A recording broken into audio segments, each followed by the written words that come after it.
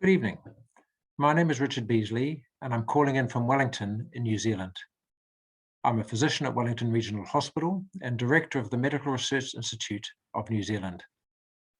And for over 30 years now, I've been caring for patients who've developed blood clots. DVT, when the blood clot develops in the veins of the legs, and pulmonary embolism, when the blood clot breaks off, travels and lodges in the lungs. And I've come to recognize the importance of prolonged seated mobility as a common and important risk factor for the development of both DVT and pulmonary embolism.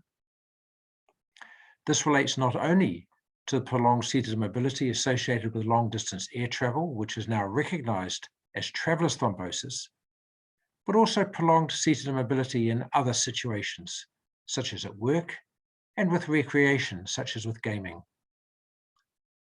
Now, it is well recognized that prolonged seated immobility increases the risk of blood clots through reducing the flow of blood through the veins in the legs.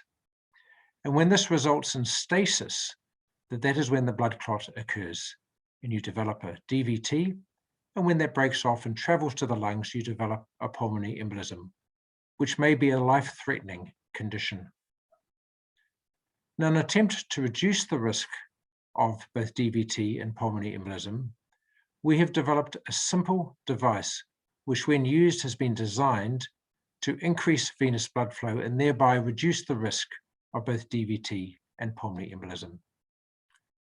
Now, initial research from our group has identified that the use of this device markedly increases the flow of blood through the veins in the legs, and thereby one would expect it may result in a reduction in the risk of both DVT and then pulmonary embolism.